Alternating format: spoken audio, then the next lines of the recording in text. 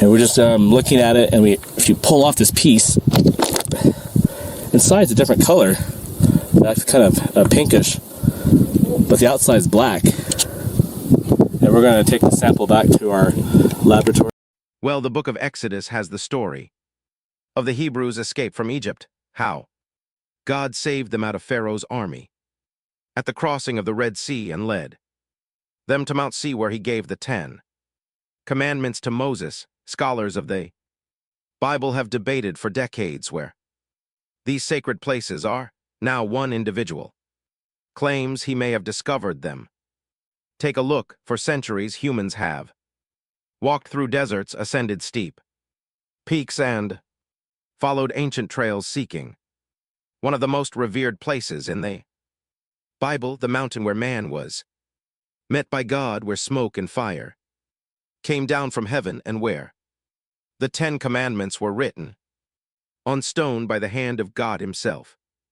This mountain, called Mount Sinai, was where Moses was given the law that would determine the fate of Israel and impact civilizations for millennia. But what if everything we've believed about Mount Sinai's position is mistaken? Suppose the true mountain has been concealed not through accident but through design, obscured by tradition, politics, and centuries of misdirection.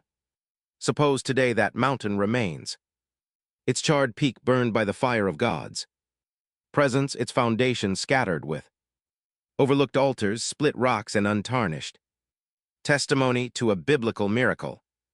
You're going to go on a journey that will shake the very foundations under your feet. But before we go, please subscribe to our channel so you won't miss out on future deep dives into biblical archaeology, ancient mysteries, and world-changing discoveries rooted in Scripture. Now let's uncover the forgotten truth.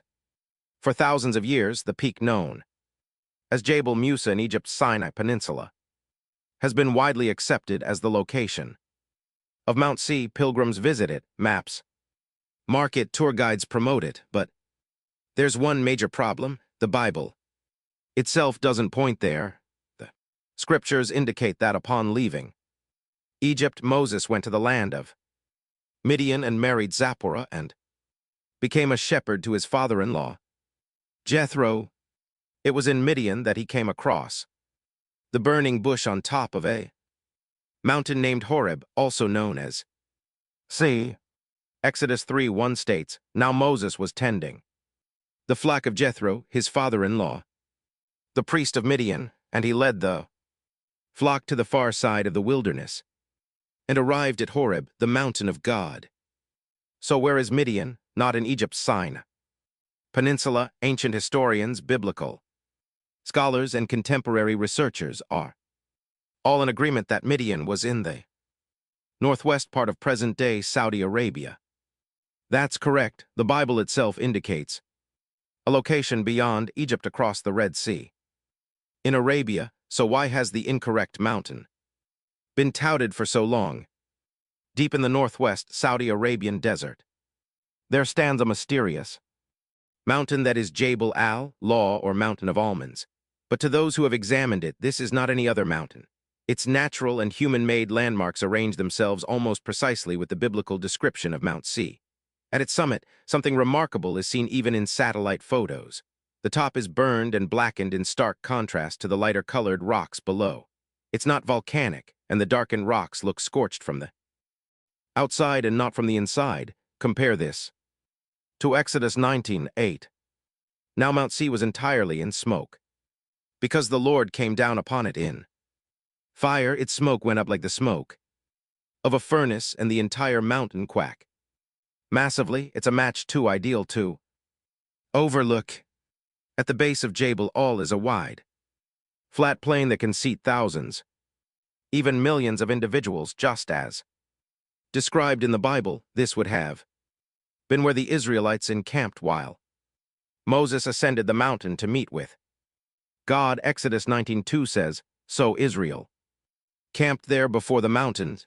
The surrounding landscape features what look like stone boundary markers, which could be the very limits God instructed Moses to set, warning the people not to touch the holy mountain. Exodus 19:12. Set bounds for the people all around, saying, take heed to yourselves that you do not go up to the mountain or touch its base. Whoever touches the mountain will certainly be executed. Contemporary researchers who went to the location have described fenced-off areas and buildings which seem to be ancient, untouched, and enigmatic. The most breathtaking finds within the vicinity of the bottom of Jebel al-Lawz include a gigantic stone building thought by many to be the golden calf altar. Exodus 32 relates the sad tale of how the Israelites, in Moses' absence, constructed a golden idol and offered sacrifices unto it. The altar that is close to the mountain is covered with petroglyphs of bulls and calves carved into rock in a style that doesn't resemble local Arabian tradition, but eerily looks like Egyptian style worship. These carvings quite clearly indicate that a foreign nation once made a bull worshipping point in this very area. Precisely what the Bible recounts occurring at Mount Sinai, just a short distance from the mountain, stands one of the most mind-blowing places in the entire region, an enormous split rock rising several stories high and cleave clean in two. Under it, indications of water erosion blanket the ground, but it rests in one of the driest places on earth. This appears to directly correlate with Exodus 17:6, where God instructs Moses, behold, I will stand before you there on the rock in Horeb, and you shall strike the rock, and water will flow out of it that the people may drink. The stature of this rock is breathtaking. It isn't merely split, it appears cracked open by the power of God. If you've ever asked yourself how water could have fed millions of Israelites in the desert, this rock may have the answer. If Mount Sinai is located in Arabia, then the origin of the Red Sea crossing need be restudied. Most researchers now accept the Israelites did not cross the shallow reeds of northern Egypt, but a much deeper and wider body of water, the Gulf of Abba. At one place named Nwea Beach, the underwater ground is a natural land bridge, a sloping gradient going down to the sea and ascending to the other side, directly pointing to Jebel al-Lawz. Exodus 14:22 states, and the children of Israel went into the midst of the sea upon the dry land, and the waters were a wall unto them on their right hand and on their left. Some divers have even reported to discover coral formations shaped such as wheels, perhaps the remains of Pharaoh's chariots buried beneath marines of coral growth. These finds, although contentious, still fuel debate among archaeologists and scholars of the Bible as well. The mountain now is patrolled and fenced off by the Saudi government. Warning signs tell travelers to stay away. Locals are prohibited from taking tourists to the location, and many who have attempted to photograph the site have been arrested or deported. Why? What is so significant, so sensitive that it has to kept from the public eye? Some think the Saudi government are aware they're in possession of one of the greatest archaeological and religious wonders of history. If Jebel al-Lawz is proven to be the authentic Mount Sinai, it would authenticate one of the most significant events in the history of all Scripture, establishing that the Exodus was not a fairy tale but a historical fact. For centuries, cynics have demanded the story of Exodus to be called a fairy tale, a religious myth with no foundation in reality.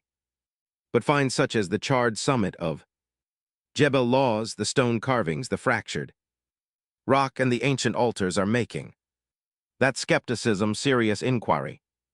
We are seeing the Bible come alive, not just in text, but in rocks, mountains, and ancient trails. It's a reminder that Scripture is more than belief, it's truth, anchored in the real world. Somewhere in the desert, behind barbed wire and military patrols, a mountain remains standing. It waits for the world to see it. It carries the embers of divine fire. In its foundations is the History of revolt, covenant, compassion. And reverence, it's where the voice of God once boomed, and maybe it's time the world paid attention again, if this incredible journey into the desert of discovery moved your heart, please subscribe to our channel for more Bible-shaking biblical explorations, ancient secrets unlocked and real, stories that animate the Bible, because the truth is just beginning to emerge from the sand.